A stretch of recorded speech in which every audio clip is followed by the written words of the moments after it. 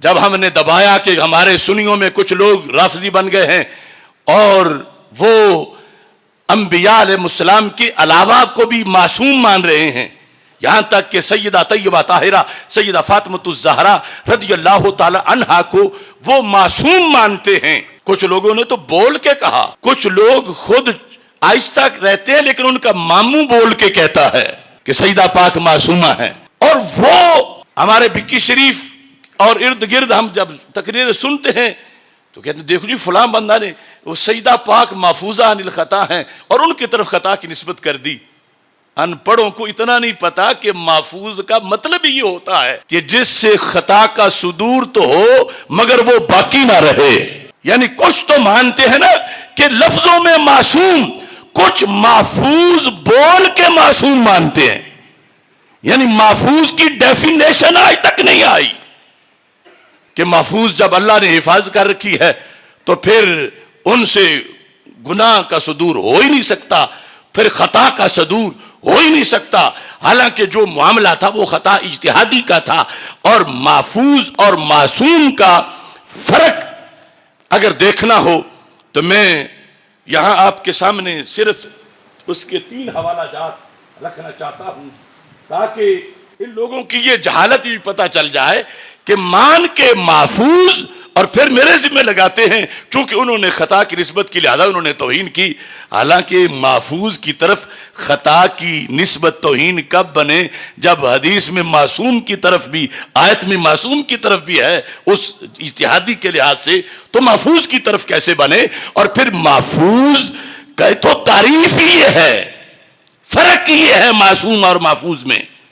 اب دیکھو المعتمد فی المعتقد جو طور پشتی کی یہ تصنیف ہے، فضل اللہ طور پشتی، انہوں نے یہ واضح طور پر اس میں لکھا، چونکہ ان لوگوں نے خود تو مطالعہ کرنا نہیں، میں آسانی کے لیے صفحہ بھی دکھا رہا ہوں اور اس کا مطلب بھی بتا دیتا ہوں۔ صفحہ نمبر ہے 72، ولی محفوظ باشد از گناہ۔ یہی عقیدہ نا سنیوں کا، ولی کیا ہوتا ہے؟ گناہ سے کیا ہوتا ہے؟ اور نبی کیا ہوتے ہیں؟ معصوم۔ وفرق میان محفوظ و معصوم است۔ محفوظ اور معصوم میں فرق کیا ہے؟ کہ معصوم را ارتکاب گناہ نبوت، معصوم را ارتکاب گناہ، کہ معصوم سے گناہ کا ارتکاب ہی، اما محفوظ را ارتکاب گناہ بود، یہاں لفظ خطا بھی نہیں، لفظ گناہ ہے۔ بات کس کی ہے؟ محفوظ کی۔ محفوظ را ارتکاب گناہ بود بر سبیل ندرت، یہ نہیں کہ وہ روز گناہ کیے ہوئے ہوں، نادر نادر نادر۔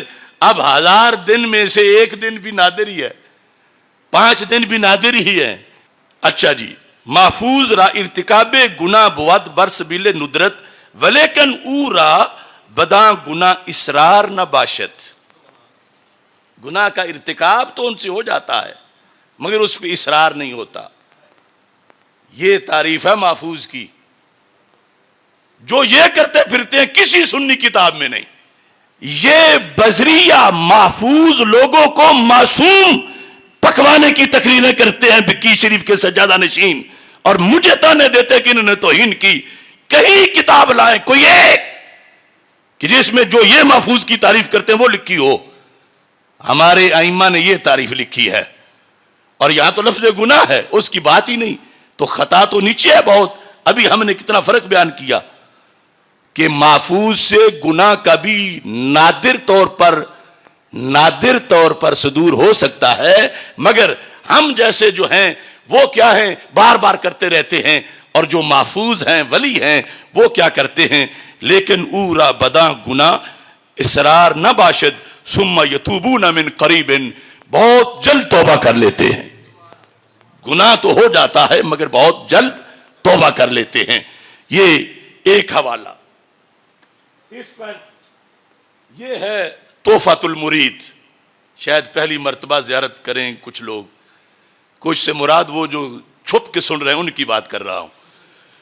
تحفۃ المرید، تحفۃ المرید شیخ ابراہیم بن محمد بن احمد شافی بیچوری شرح جوہرات التوحید اس تحفۃ المرید کے اندر بھی اس مسئلے کی بات کی اور فرق بتایا گیا. اس فرق کے لحاظ سے انہوں نے کہا کہ معصوم وہ ہوتا کہ جو اللہ اس کی حفاظت اس طرح کی کرتا ہے, اس کی بھی حفاظت اللہ کر رہا ہے مگر وہ حفاظت اور طرح کی ہے, محفوظ کی حفاظت اور طرح کی ہے. وہ ہمارے ایک پیر صاحب تھے بڑے گدی کے, جب وہ میرے خلاف اعلامیہ لکھ رہے تھے 3 سال پہلے, تو وہ کہنے لگے بھلا جب مانتے ہو کہ اللہ حفاظت کر رہا ہے تو پھر گناہ کا صدور کیسے ہو سکتا ہے؟ اللہ جب حفاظت کر رہا ہے, یعنی یہ ان ان پڑھوں نے محفوظ کوئی معصوم بنایا ہوا ہے. تو معصوم کی یہ تعریف ہے کہ حفظ اللہ للمکلف من الذنب مع استحالۃ وقوعہ, کہ وہاں ذنب کا پایا جانا ہی محال ہے. معصوم وہ ہے, اس کی ایسی حفاظت ہے کہ وہاں ذنب کا پایا جانا ہی, اور جو محفوظ ہے حفاظت اس کی بھی ہے مگر وہاں ذنب پایا جاتا ہے اور وہ پھر فوراً توبہ کر لیتے, اور جو بات ہے وہ تو ہے ہی ذنب سے بھی نیچے چیز کی, اور وہ خطا ہے, اور انہوں نے اس کو توہین بنایا ہوا ہے, جبکہ ان کی طرف جو قانون ہے اس کے مطابق ذنب کی نسبت بھی محفوظ کی طرف کر دی جائے تو پھر بھی توہین نہیں بنتی. ان ائمہ کے اصول کے المنہ القدسیہ علی الحکم العطائی, یہ تصوف کی کتاب ہے, اور اس کے اندر یہ لفظ لکھے ہوئے ہیں 82 صفحے پر, الفرق بین المحفوظ والمعصوم. اب ہم تو کھیر پکا کے دے رہے ہیں, یہ ساتھ حوالہ تقریر کے نظر آئے گا, علیحدہ سکین کر کے دے دیں گے تاکہ کم از کم یہاں سے ہی پڑھ لیں اور اپنے عقیدے کو برباد نہ کریں. کیونکہ اگر لفظ کوئی اور رکھ کے حقیقت کسی میں کوئی اور مانی جائے تو حکم تو اس حقیقت پہ لگتا ہے, لفظ پہ نہیں لگتا. اب نبی والا سارا درجہ کو کسی میں مانے اور کہ میں اس کو نبی نہیں کہتا, ویسے سارے اختیار وہی ہیں اس کو, تو لازم آئے گا کہ اس نے غیر نبی کو نبی مانا ہوا ہے. اب غیر معصوم کو یہ معصوم مانے ہوئے ہیں اور کہتے ہیں ہم ان کو محفوظ مانتے ہیں, تو فرق پڑھو. فرق کیا ہے؟ الفرق بین المحفوظ والمعصوم ان المعصوم لا یلم بذنب البتہ, کہ معصوم ہستی گناہ کا یقینی قطعی طور پر ارتکاب کر ہی نہیں سکتی. المام بالذنب لا یلم بذنب البتہ, قطعی طور پر ان سے ذنب کا صدور نہیں ہوتا. کس سے؟ معصوم سے. کس سے؟ کم از کم آپ تو یاد کر لیں, کس سے ذنب کا ارتکاب قطعی طور پر نہیں ہوتا؟ اور آخری معصوم ہے حضرت محمد مصطفیٰ صلی اللہ علیہ وسلم. آپ کے بعد انسانوں میں کوئی معصوم نہیں ہے. ان المعصوم والفرق ان المعصوم لا یلم بذنب البتہ, اور والمحفوظ قد تحصل له زلات, محفوظ سے زلات ہو جاتی ہیں. محفوظ سے زلات, لیکن لا یکون منہ اصرار, زلات ہو جاتی ہیں نادر طور پر مگر ان پر اصرار, بل یتوب من قریب, محفوظ ہستی بہت جلد توبہ کر لیتی ہے. لیکن یہاں زلات کا ارتکاب لکھا, زلات کا ارتکاب ان سے ہو جاتا ہے. اب یہ عجیب منطق ہے کہ دیکھو فلاں بندہ توہین کر رہا ہے, گستاخ ہے, کیا جرم ہے کہ اس نے ایک محفوظ ہستی کے بارے میں کہہ دیا کہ اس سے خطا ہو گئی. ارے محفوظ سے خطا ہونا یہی تو فرق ہے معصوم اور محفوظ میں. سمجھ آ رہی ہے نا؟ معصوم سے ذنب کا ارتکاب نہیں ہوتا اور خطا اتحادی تو ان سے بھی ہو جاتی ہے, معصوم سے بھی. اور پھر یہاں تو بات ہی محفوظ میں ہے, اور محفوظ کی تو تعریف ہی یہ ہے کہ اس کے بارے میں لفظ ذنب بھی لکھا گیا, زلات بھی لکھا گیا, خطا بھی لکھا گیا, کہ ان سے یہ نہیں کہ خطا ہوتی نہیں, کبھی کبھی ہو جاتی ہے مگر اصرار خطا پہ نہیں ہوتا، اور وہ بہت جلد توبہ کر لیتے ہیں۔ یہ تو ان کا اہل سنت کے نزدیک محفوظ کی ڈیفینیشن ہے۔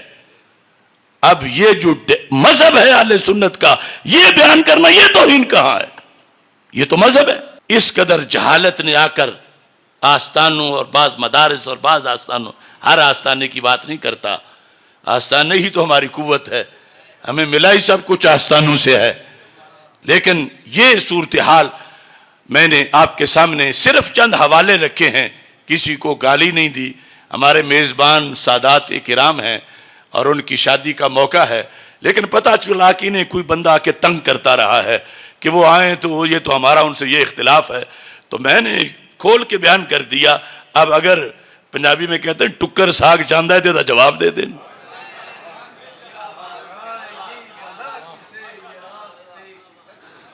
یہ 2 دن 4 دن نہیں، سال کے بعد 2 سال بعد کتابیں لے آئیں، یہ نہیں کہ گالی دے جو کہ پورا والیوم مکمل کر دیں۔ تو یہ دین ہے ہمارا، اور ہم دین والے لوگ ہیں، دین کے سطح پہ دین کی دلیل کے ساتھ بات کی جائے۔